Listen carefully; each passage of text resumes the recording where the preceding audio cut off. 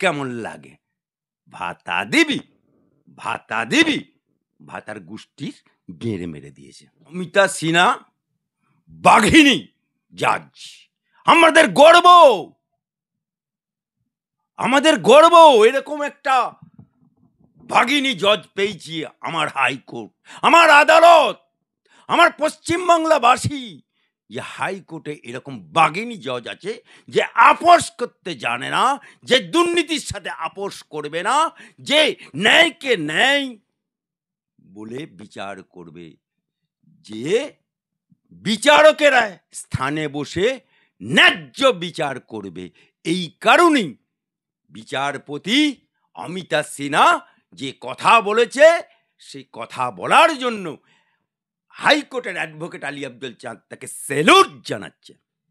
এছাড়াও তিনি বলছেন যে কিছু ব্যক্তি আদালতে যাদের জালিয়াতিমূলক কাজের সঙ্গে যুক্ত থাকা প্রমাণিত হয়েছে, তারপরেও প্রতি মাসে তারা 20,000 25,000 টাকা দেওয়ার কথা বলা হয়েছে। বিতর্কিত এই প্রকল্পের মাধ্যমে রাজ্য সরকার কোনো কর্মসংস্থান তৈরি করছে না, কোনো সরকারি প্রার্থীকে চাকরিও দিচ্ছে না। উল্টে মনে হচ্ছে প্রতারণার কারণে যাদের চাকরি বাতিল হয়েছে রাজ্য সরকার তাদের সঙ্গে হাত মিলিয়ে তাদেরকে আর্থিক সহায়তা করছে।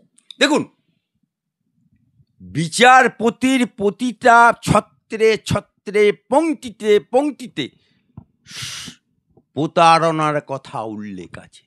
বিচারপতির প্রতিটা শব্দে দুর্নীতির কথা উল্লেখ আছে। বিচারপতির প্রতিটা বাক্যে বকলমে ভোট কেনার কথা উল্লেখ আছে। বিচারপতির প্রতিটা বাক্যে বাংলায় কর্মসংস্থান নেই তার উল্লেখ আছে।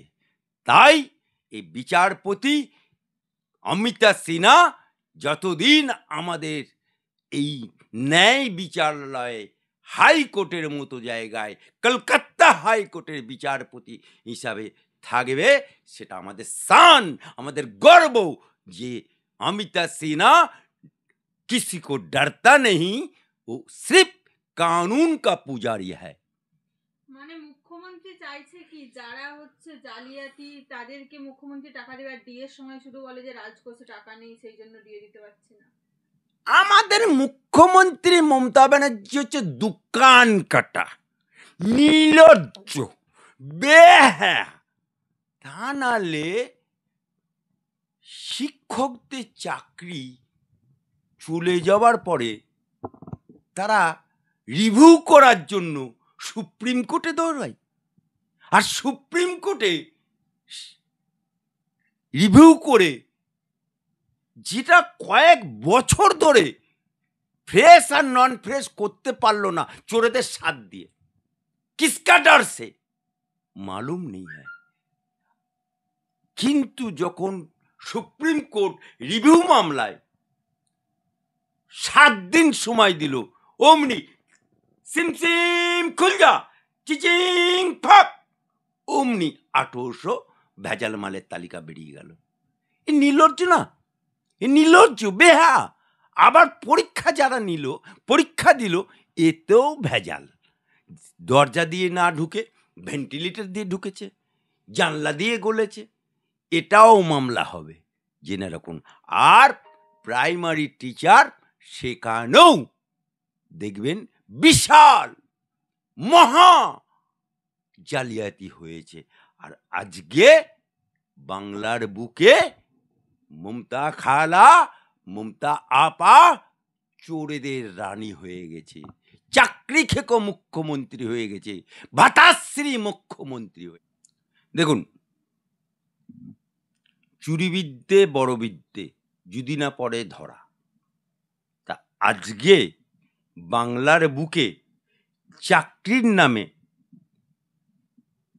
সে গ্রুপ সি হোক, গ্রুপ ডি হোক, শিক্ষক হোক, বন দপ্তর হোক, ফায়ার ব্রিগেড হোক, পৌরসভা হোক, পঞ্চায়েত হোক, কর্পোরেশন হোক, সবইতেই চুরি, সবইতেই চুরি।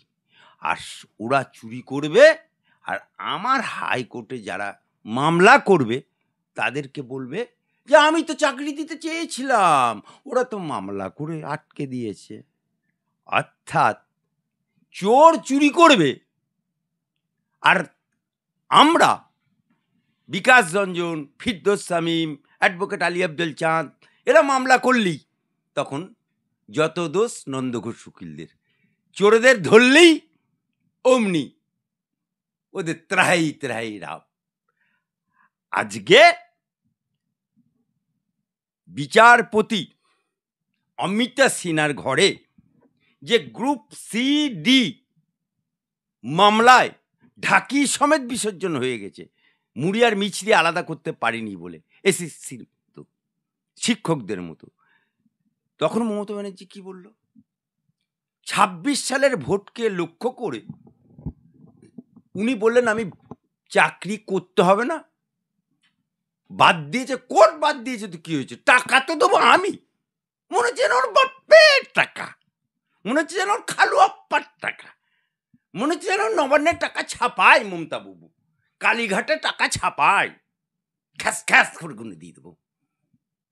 যাদের চাকরি বাদ গেছে, ঢাকি সমেত বিসর্জন হয়ে গেছে, তাদেরকে ভাতা দেবে? তারা কাজ না করে আজ পর্যন্ত কেউ টাকা পেয়েছে? কিন্তু একমাত্র পশ্চিম বাংলায় চোরেদের পুষে রাখছে 26 সালের ভোট লক্ষ্য করে। সেই কারণে গ্রুপ সি, গ্রুপ ডি যাদের চাকরি চলে গেছে, তারা বাড়িতে বসে বইয়ের কাপড় কাচবে, বইয়ের ভিমবার দিয়ে বাসন মাজবে, তাদের ভাতা দেবে 20,000, 25,000। এটা হয় কার বাপের টাকা? কার বাপের টাকা দেবে মমতা ব্যানার্জি? কার টাকা দেবে? এ টাকা মুসলমানদের টাকা, এ টাকা হিন্দুদের টাকা, এ টাকা মুসলিম জনসাধারণের টাকা, এ টাকা সনাতনীদের টাকা, পশ্চিম বাংলার অধিবাসীর ট্যাক্সের টাকা নিয়ে তুমি ভাতা দেবে ভোট কেনার জন্য। এই কারণেই আমার মহামান্য হাইকোর্ট স্থগিত করে দিয়েছে একেবারে জানুয়ারি পর্যন্ত 2026। দেখ কেমন লাগে, ভাতা দিবি, ভাতার গোষ্ঠীর গেড়ে মেরে দিয়েছে। বিচারপতি অমৃতা সিং তিনিও বলছেন যে রাজ্য সরকারকে এই প্রকল্প চালিয়ে যাওয়ার অনুমতি দিলে নীরবে প্রতারণা ও দুর্নীতিকে সমান্তর করার সমান হবে, তাই আমি এই সিদ্ধান্ত নিয়েছি। অমিতা সিনহা বাঘিনী জাজ, আমাদের গর্ব এরকম একটা বাঘিনী জজ পেয়েছি আমার হাইকোর্ট।